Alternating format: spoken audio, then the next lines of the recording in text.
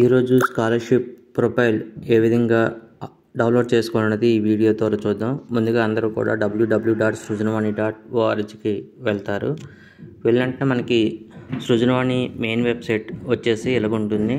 ఇక్కడ సృజనవాణి ఎటువంటి యాక్టివిటీ చేస్తుంది ఏంటనేది మొత్తం డీటెయిల్గా ఉంటుంది. మీరు అన్నీ వెరిఫై చేసి కామెంట్స్ కూడా చేయొచ్చు అనమాట.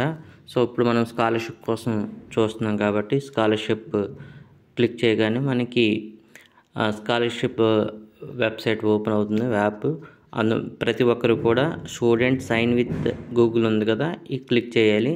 క్లిక్ చేసిన వెంటనే మీ యొక్క మెయిల్ ఐడి ఏదైతే ఉందో అప్పుడు మాకు ఆ మెయిల్ ఐడి ఓపెన్ అవుతుంది. సో మెయిల్ ఐడి ఓపెన్ చేసిన వెంటనే మీ యొక్క ప్రొఫైల్ ఇలాగ ఓపెన్ అవుతుంది అనమాట.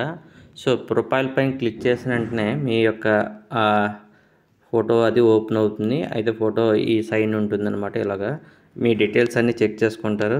కరెక్ట్గా ఉంటే ఓకే, లేకపోతే ఏమైనా ఎడిట్ చేయవలసి ఉంటే చేసుకోవచ్చు. అయితే ఇక్కడ పీడిఎఫ్ అని ఉంది కదా, ఈ పీడిఎఫ్ మనం క్లిక్ చేయగానే స్టూడెంట్ యొక్క ప్రొఫైల్ డౌన్లోడ్ అవుతుంది అనమాట. సో డౌన్లోడ్ అయిన తర్వాత ఆ ప్రొఫైల్ ఓపెన్ అవుతుంది. ఓపెన్ అయిన తర్వాత ఇలాగ వస్తుంది. ఈ ప్రొఫైల్లో మీ యొక్క ఫొటోస్ అవి కరెక్ట్గా ఉన్నాయా లేదా, మీ డీటెయిల్స్ అన్నీ కరెక్ట్గా ఉన్నాయా లేదా చెక్ చేసుకోవాలి. ఇక్కడ మీ పేరు పెడతారు, ఇక్కడ డేటు, మీ ప్లేసు, ఇక్కడ మీ సిగ్నేచర్ పెడతారు.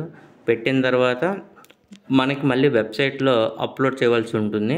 వెబ్సైట్లో ఎక్కడంటే మనకి డాక్యుమెంట్స్ అనే ఆప్షన్ ఉంటుంది. ఇది క్లిక్ చేయని వెంటనే పైన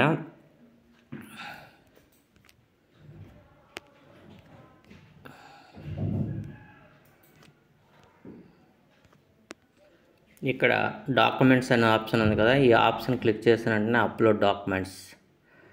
సో ఇక అప్లోడ్ చేయవలసింది మీరు ఏదైతే సిగ్నేచర్ చేశారో దాన్ని ఇక్కడ మీరు అప్లోడ్ చేయాలి. సో ఇక్కడ స్టూడెంట్ ప్రొఫైల్ అని ఉంది కదా, ఇది క్లిక్ చేసి ఆ డాక్యుమెంట్స్ ఎక్కడుందో అది అప్లోడ్ చేయవలసి ఉంటుంది.